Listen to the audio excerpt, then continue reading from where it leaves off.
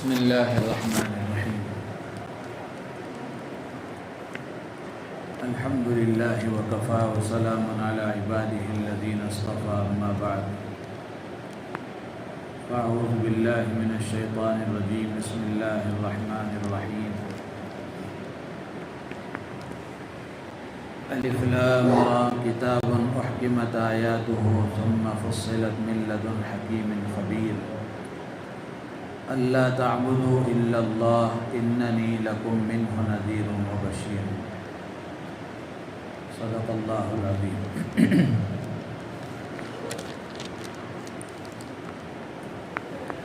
محترم حضرات، سورہ یونس اور سورہ ہود کا کچھ حصہ آج تلاوت کیا گیا، پڑھا گیا۔ یہ دونوں صورتیں بڑی اہم صورتیں ہیں۔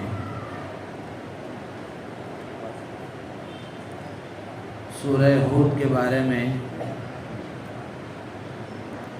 حضرات مفسرین نے لکھا ہے کہ ہود اللہ کے عظیم پیغمبر اور اللہ کے رسول گزرے ہیں، حضرت ہود علیہ السلام۔ اس صورت میں اللہ تعالیٰ نے ان کی تبلیغ کے حالات کو ذکر فرمایا ہے، اسی مناسبت سے اس سورت کا نام سورہ ہود رکھا گیا ہے۔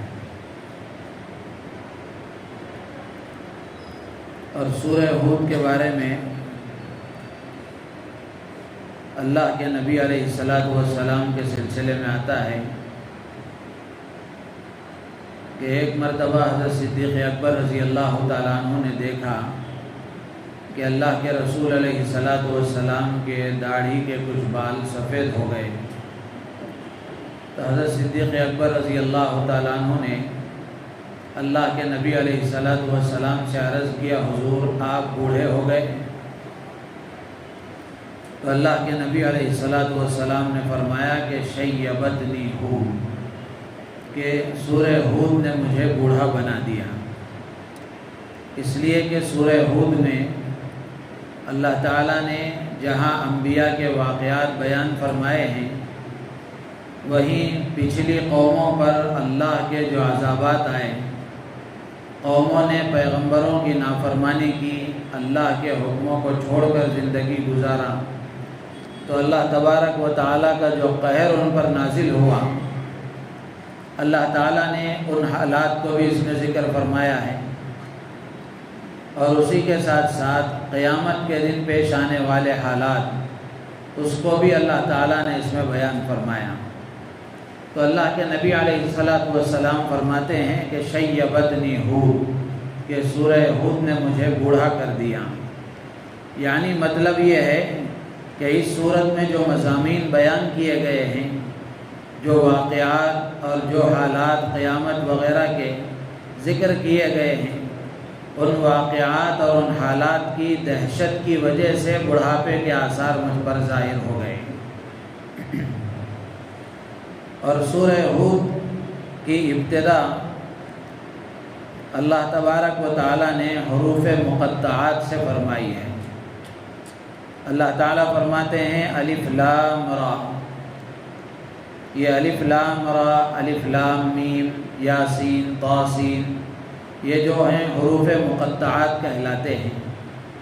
صاحب جلالین اس کے آگے لکھتے ہیں کہ اللہ اعلم بمرادہ بذالک، کہ یہ اللہ اور اس کے رسول کے درمیان اس کی مراد ایک راز ہے جس کو بندوں کو نہیں بتایا گیا، اس کا معنی اللہ ہی بہتر جانتا ہے۔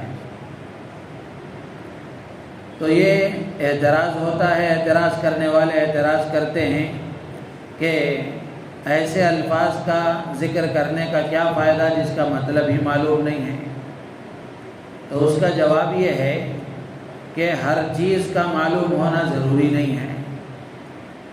روزمرہ کی زندگی میں بہت ساری چیزوں سے آدمی کا واسطہ پڑتا ہے جن کی حقیقتوں کا علم آدمی کو نہیں ہوتا، یا اس کا علم کم ہوتا ہے، تو اس لیے ہر چیز کا علم ہونا ضروری نہیں ہے۔ اور یہ حروف مقطعات امام شعبی رحمۃ اللہ علیہ بڑے عظیم محدث گزرے ہیں، تابعین میں سے ہیں۔ 500 صحابہ سے انہوں نے تقریباً فیض حاصل کیا ہے۔ کوفہ میں رہتے تھے۔ امام ابو حنیفہ نعمان بن ثابت رحمۃ اللہ علیہ کے استاد ہیں۔ ان سے کسی نے حروف مقطعات کے بارے میں پوچھا تو امام شعبی رحمۃ اللہ علیہ نے فرمایا کہ سر اللہ فلا تطلبوا، کہ یہ اللہ کا ایک راز ہے، تم اس کی تحقیق میں مت پڑو، اس لیے کہ اگر آدمی اس میں کھود پرید کرے گا، تحقیق کرے گا تو حاصل تو کچھ ہونے کا نہیں، البتہ اس کے گمراہ ہونے کا خطرہ ہے۔ اسی طریقے سے متشابہات قرآن میں جو بیان کیے گئے، ید اللہ، وجہ اللہ، اللہ کا چہرہ، اللہ کا ہاتھ، اللہ کی پنڈلی، تو اس طرح کے جو الفاظ قرآن میں ذکر کیے گئے ہیں یہ متشابہات کہلاتے ہیں۔ تو ان متشابہات کی تحقیق میں پڑھنا بھی آدمی کے لیے گمراہی کا سبب بن جاتا ہے۔ اسی لیے سلف صالحین کے سلسلے میں آتا ہے کہ وہ اس کی تحقیق میں زیادہ نہیں پڑھتے تھے، بلکہ اتنا یقین رکھنا آدمی کے لیے کافی ہے کہ اس کی جو مراد اللہ کے علم میں ہے وہ برحق ہے، ہم اس پر ایمان لاتے ہیں۔ تو یہ حروف مقطعات ہیں جو اللہ تعالیٰ نے ذکر فرمائے ہیں۔ اسی طریقے سے سورہ یونس کے سلسلے میں ایک بات عرض کر کے اپنی بات ختم کروں گا۔ سورہ یونس یہ بھی اللہ کے ایک پیغمبر حضرت یونس علیہ السلام کی طرف منسوب ہے۔ اس سورت کی نسبت حضرت یونس علیہ السلام کی طرف کی گئی ہے۔ حضرت یونس علیہ السلام کا واقعہ سب جانتے ہیں کہ اللہ تبارک و تعالیٰ نے جب انہوں نے سمندر میں چھلانگ لگا دی تو مچھلی کے پیٹ میں اللہ تعالیٰ نے ان کی حفاظت فرمائی۔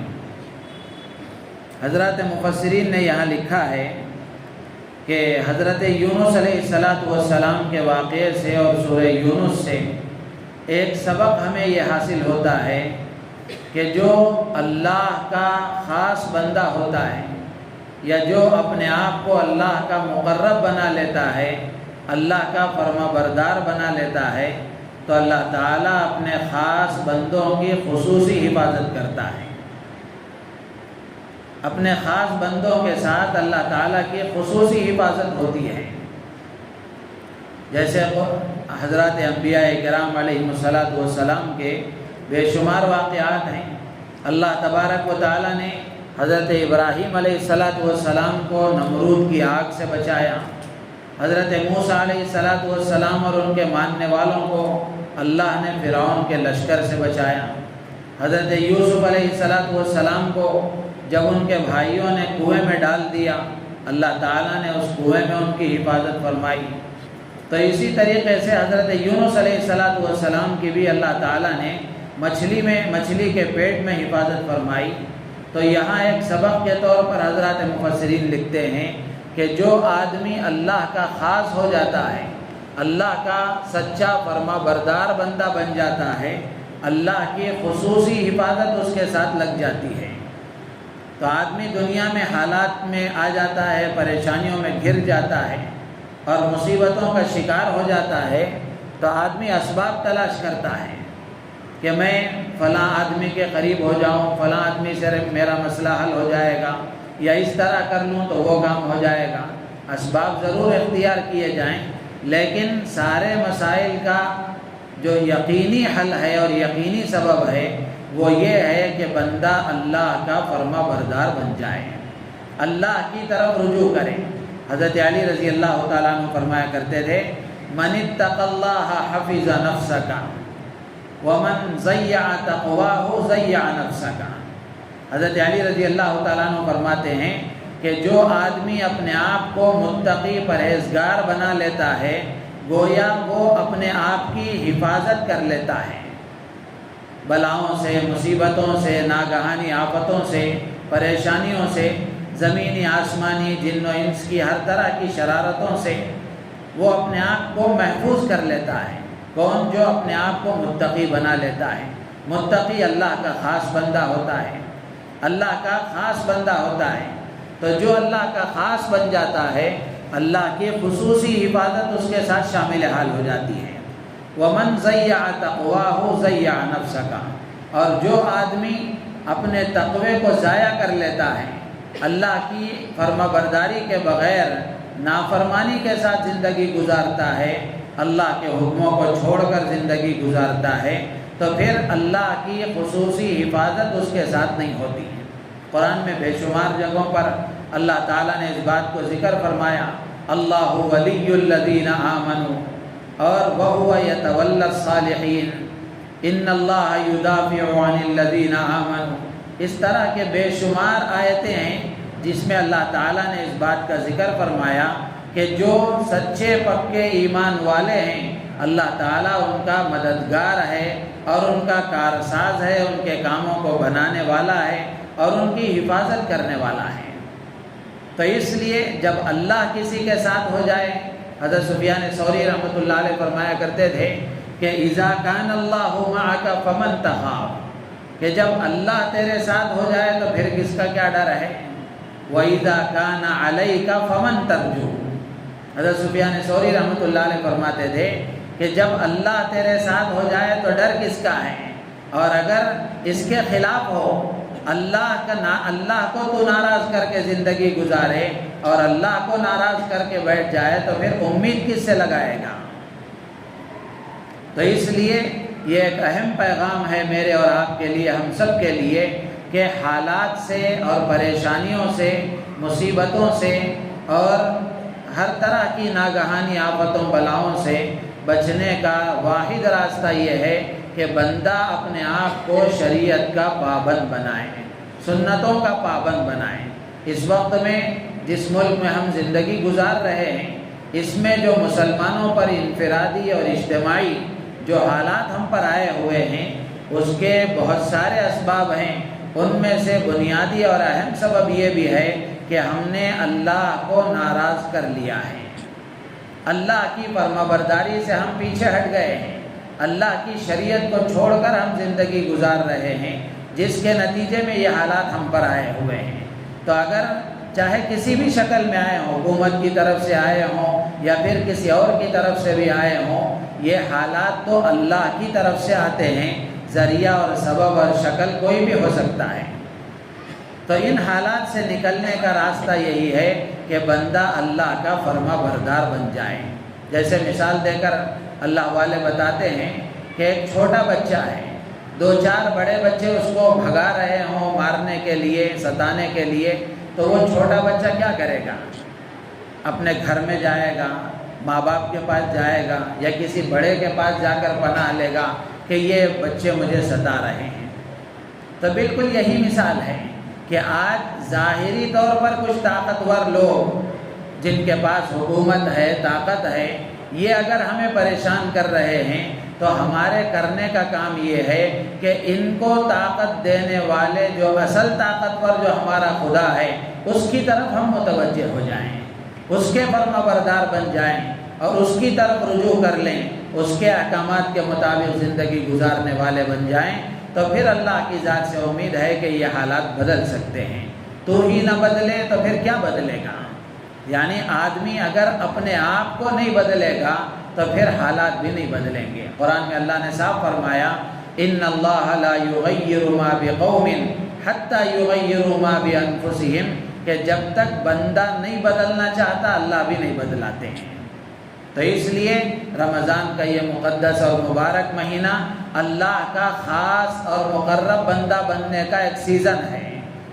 تو ہم میں سے ہر ایک اس بات کی کوشش کریں کہ ہم اللہ کے فرما بردار بندے بنیں، رمضان کے ان لمحات کی قدر کرتے ہوئے، رمضان کے اعمال کا اہتمام کرتے ہوئے اللہ کے فرما بردار اور اللہ کے مقرب اور اللہ کے خاص بندہ بننے کی کوشش کریں گے تو انشاءاللہ اللہ کی خصوصی حفاظت ہمارے ساتھ شامل حال رہے گی۔ اگر مسلمان اجتماعی طور پر اللہ کے فرما بردار بن جائیں گے تو اجتماعی حالات درست ہو جائیں گے، اور اگر ہر آدمی انفرادی طور پر اللہ کا فرما بردار بن جائے گا تو انفرادی طور پر اس کے حالات درست ہو جائیں گے۔ اللہ تعالیٰ سے دعا ہے اللہ تعالیٰ ہم سب کو ان باتوں پر عمل کی توفیق عطا فرمائے۔ سبحان اللہ بحمدہ۔ سبحانک اللہم و بحمدک، اشہد ان لا الہ الا انت، نستغفرک و نتوب